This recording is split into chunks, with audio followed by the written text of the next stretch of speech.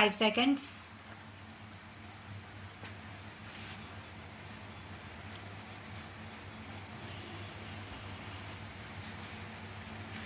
It is gratifying to notice that the Indore bar has grown over the decades and produced eminent lawyers and judges whose contribution to the legal field has been significant.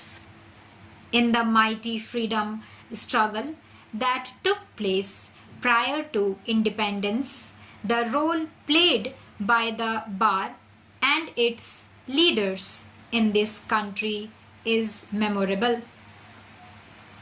Mahatma Gandhi, who held the torch of freedom struggle with unparalleled courage and dedication, was himself a lawyer. So was the case with other eminent leaders of the freedom movement like Jawaharlal Nehru, Sardar Patel, and innumerable other leaders. Legal profession in any politically organized community has got a unique place among intellectual professions. In our constitution, we have adopted democracy as a way of life based on the rule of law and supported by the triple arc of liberty, equality, and justice. In the preamble to our constitution, we have proclaimed these as basic guarantees under our political system. As you are aware, for a democratic system to function effectively, not only should there be meaningful checks and balances of various organs, but they must all be coordinated for ensuring the progress of a country. While the legislature as a democratically elected body is entrusted with all the task of deliberation and making law, the judiciary with all the independence at its command is entrusted with the supreme responsibility to administer justice, and that must be done according to law. Laws are made in the legislature not for adorning the statute books but to serve the purpose of socio-economic change. They are born in response to demands arising from the unsatisfied, nevertheless, legitimate human desires and ambitions. Indian philosophers consider the dharma, which embodies different laws and duties, as supreme. The Upanishads, which echo our philosophy, observe law is the king of kings, far more powerful than they.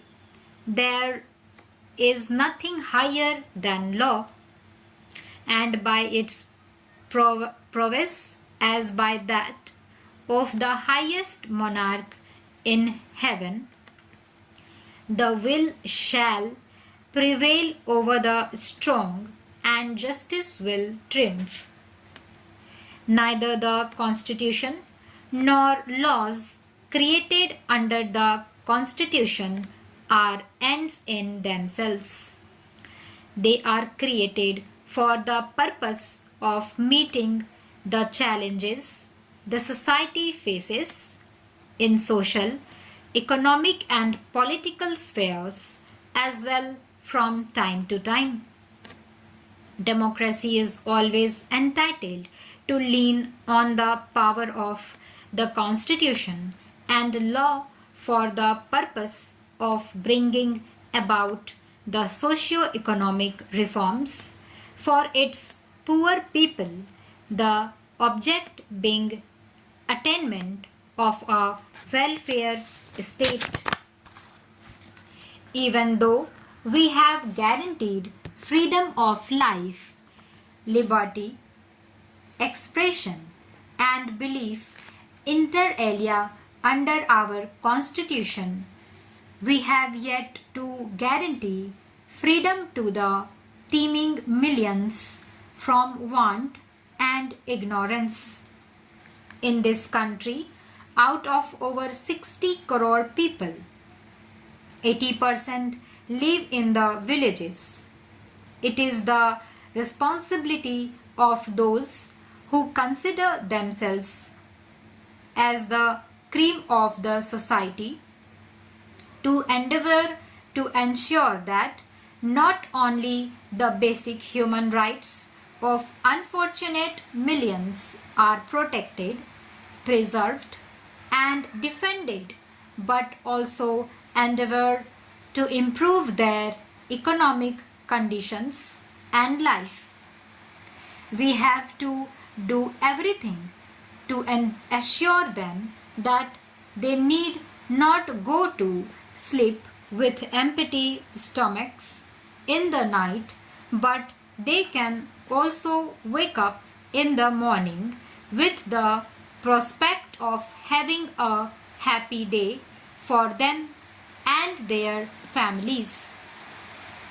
It is this delicate phenomenon of bringing about a socio-economic transformation peacefully by the force of laws derived from the Constitution. We desire that all intellectuals should play a very important role. The role of lawyers in meeting the challenges a nation faces from time to time has been ever unique. The legal profession is considered noble not only because the administration of justice is assisted adequately, but because the profession upholds the right of dissent and also fights for the rights of those who are unjustly deprived. In the early days of the Greek and Roman empires, the functions of a state were exclusively confined to ensure security of the state and to administer justice. Societies from time immemorial have been conflict-ridden as long as basic instincts in man continue to prevail over his actions. Conflicts in one form or the other are inevitable. A state which fails to resolve conflicts through the instruments of law will no more enjoy the confidence of its subjects. It is in this context that members of the legal profession can help the courts in administrating justice well and effectively. Justice should not be delayed, nor should justice be hurried. To the age-old adage, justice delayed is justice denied, it may be appropriate to add, justice hurried is justice buried. When justice is to be done between two conflicting groups or individuals, all aspects are to be carefully considered and waged. An adequate opportunity of being heard will have to be given before delivering a verdict because any verdict may affect the future generation as well. This is where the legal profession has a very delicate and vital role to play in protesting against the cruelty and crimes committed against human rights. It is essential to provide machinery to judge and punish them also. Stop.